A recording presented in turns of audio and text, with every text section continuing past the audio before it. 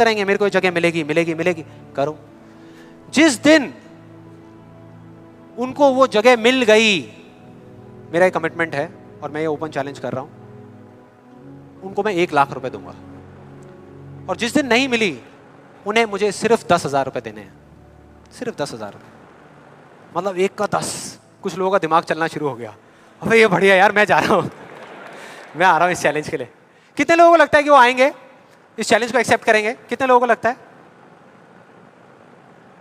नहीं आएंगे, वो नहीं आएंगे, वो आ ही नहीं सकते, क्योंकि उन्हें भी पता है कि सच क्या है और झूठ क्या है। वो सब अच्छे तरीके से इस बात को जानते हैं, क्योंकि मैं जिस लॉ के बेसिस पे बात कर रहा हूं, मैं कोई थियोरेटिकल कॉन्सेप्चुअल बात नहीं कर रहा, मैं बात कर रहा हूं लॉ ऑफ प्रोबेबिलिटी के बेस पे, जिसके बेस पे इस दुनिया के सारे कैसीनोस चल रहे हैं। एक बिजी पार्किंग है 100 गाड़ियों की, उनको उस स्पॉट पे पार्किंग मिलने की प्रोबेबिलिटी क्या है? 1:100, एग्जैक्टली 1%। उनको नहीं मिलने की क्या है? 99:100। मतलब यहां पर एक बहुत बड़ा मैसेज है, जरूरी नहीं है जो बातें सुनने में अच्छी लग रही है वो एक्चुअल में अच्छी हो। यहां किसी ने बैंक लोन लिया हुआ है? किसी ने कोई बैंक लोन लिया हुआ है? हाँ, तो जो आपने बैंक लोन लिया हुआ है, आपकी मंथली EMI जाती होंगी बैंक को, इंस्टॉलमेंट जाती होंगी, जाती हैं। तो अब मैं आपको 2 ऑप्शंस देने वाला हूं, 2 ऑप्शंस, आप बताना आपको सुनने में कौन सा ऑप्शन ज्यादा अच्छा लग रहा है।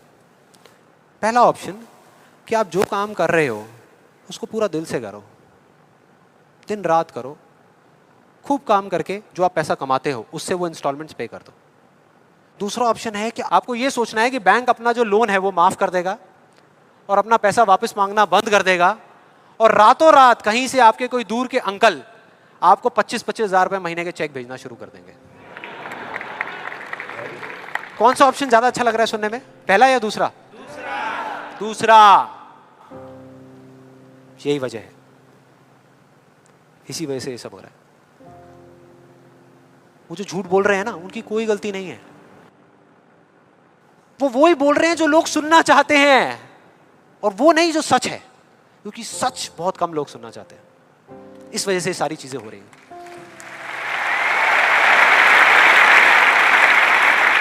और मैं इस सेशन का आपको एक फाइनल एग्जांपल देने वाला हूं, जिसके बाद में अभी आपके मन में जितने भी डाउट चल रहे होंगे ना, वो सारे धीरे धीरे क्लियर हो जाएंगे। ये एग्जांपल है 2 लड़कों का, 2 लड़कों का जिनकी एज है 18 साल, और दोनों का एक ही डिजायर है कि मेरे को एक BMW गाड़ी चाहिए।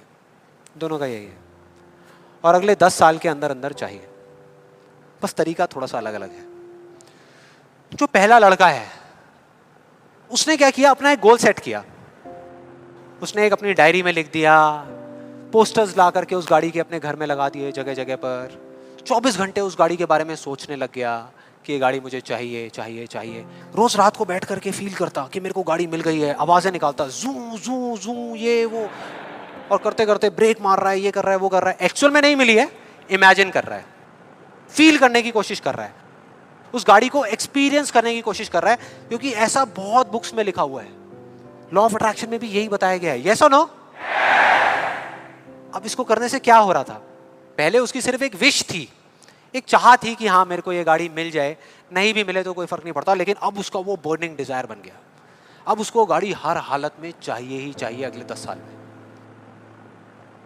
अब आप में से कुछ लोग सोच रहे हो, आप में से कितने लोगों ने मेरा इल्यूजन टू रियलिटी वाला सेशन देखा है? आप सोच रहे हो कि यार आपने इल्यूजन टू रियलिटी में भी तो यही बात करी है, और आप खुद ही उसके अगेंस्ट बोल रहे हो। लग रहा है कुछ लोगों को, लग रहा है ऐसा लग रहा है।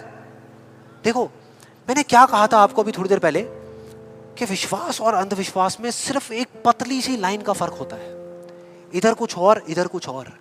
अगर आप ध्यान से मेरी जितनी भी वीडियोस देखोगे, आज तक मैंने जो कुछ भी कहा उसको देखोगे, तो मैंने किस चीज के बारे में बात करी है? किसी चीज को हासिल करने के बारे में, गाड़ियों के बारे में, पैसे के बारे में, बंगले के बारे में, या किसी काम पे फोकस करने के बारे में?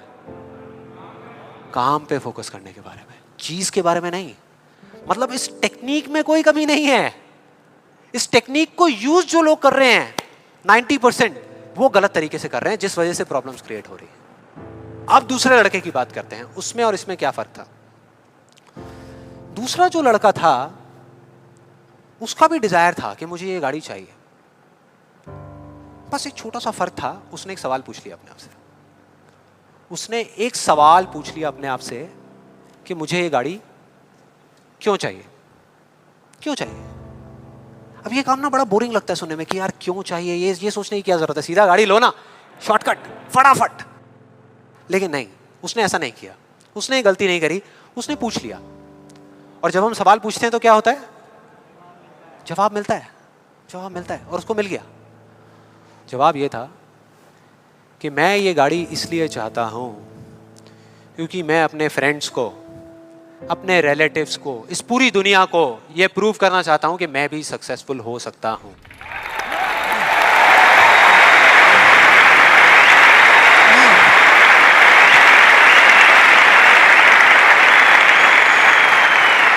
तो उसको जवाब मिल गया कि मैं ये इसलिए चाहता हूं क्योंकि मैं प्रूव करना चाहता हूं। फिर उसने दोबारा सवाल किया कि क्यों, मैं क्यों अपने आसपास वालों को, इस पूरी दुनिया को ये प्रूव करना चाहता हूं, क्यों करना चाहता हूं।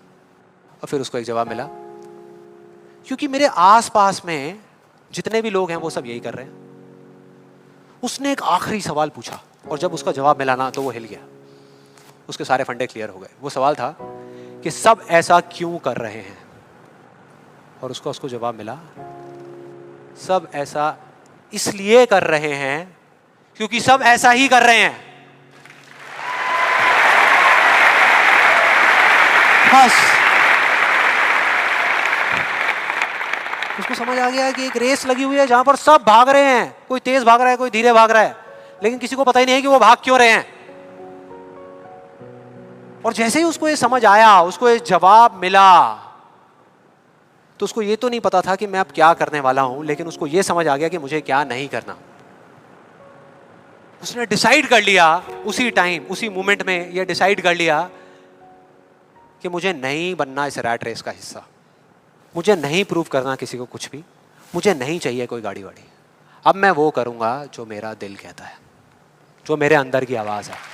बाढ़ में गई दुनिया।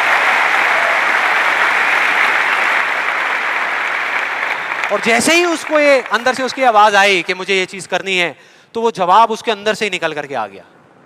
और उसको जवाब मिला कि 3 साल पहले वो सबसे ज्यादा क्लोज इस पूरी दुनिया में अपने फादर के था, अपने पापा के। और दोनों का रिलेशन एक बाप बेटे का कम और एक दोस्त का ज्यादा था। उसके पापा की एक छोटी सी हैंडीक्राफ्ट की दुकान थी दिल्ली में, और वो क्या करते थे, छोटे छोटे गांव में जाते और जा करके वहां के कारीगरों से कुछ सामान लेकर के आते और अपनी दुकान में बेचते। ये उनका काम था। एक बार वो एक गांव में जा रहे थे तो उनका बेटा भी उनके साथ चला गया। ये लड़का उनके साथ चला गया क्योंकि उसकी छुट्टियां चल रही थी। और दोनों उस गांव में एक ढाबे पे बैठ करके, शाम का टाइम था, खाना खा रहे थे। खाते खाते एकदम से उसके फादर के यहाँ पे दर्द उठा, लेफ्ट साइड में दर्द होना शुरू हो गया। और उस लड़के ने एक सेकंड भी नहीं लगाया, फटाफट से अपने फादर को लेकर के एक पास के हॉस्पिटल में चला गया। वहां जाकर के जो डॉक्टर्स थे उस गांव के हॉस्पिटल के, उन्होंने कहा कि आप इनको जल्दी से जल्दी किसी बड़े हॉस्पिटल में ले जाओ, टाइम नहीं है। लेकिन वो बड़ा हॉस्पिटल उस गांव से 3 घंटे की दूरी पे था। और जब वो वहाँ पहुँचा और उसके फादर को इमरजेंसी वार्ड में लेकर के गए, तब तक सब ठीक था। लेकिन उसके 10 मिनट बाद डॉक्टर्स आए और आकर के उन्होंने बोला, वी आर सॉरी, अगर आप 15 मिनट पहले आ जाते तो हम कुछ कर सकते थे। 15 मिनट पहले। अब जैसे ही इस लड़के के साथ ये हुआ था तो बिल्कुल सुन्न हो गया था, मुंह से एक वर्ड बाहर नहीं आ रहा था। उसको समझ ही नहीं आ रहा था कि मैं क्या बोलूं, क्या सोचूं। उसने ऐसा कुछ सोचा ही नहीं था, एकदम से हो गया, एकदम से हो गया। और उसके काफी देर बाद जाकर के, उसके 5-10 मिनट बाद जाकर के उसके अंदर से एक चीख निकली थी, एक अजीब सी बात निकली थी जो उसको उस टाइम पे नहीं समझ आई थी कि ये बड़े डॉक्टर्स बड़े शहरों के बड़े हॉस्पिटल्स में ही क्यों होते हैं, छोटे छोटे गांव में क्यों नहीं होते।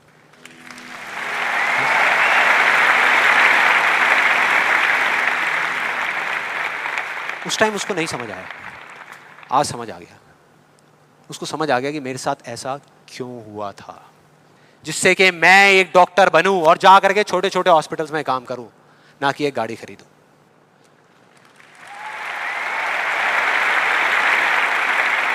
और इस एक सवाल ने, एक वर्ड के सवाल ने, क्यों ने, उसकी पूरी पूरी लाइफ का डायरेक्शन ही चेंज कर दिया।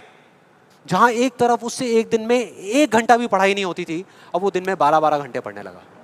उसके कुछ साल बाद वो एक हार्ट सर्जन बन गया और जा करके कुछ बड़े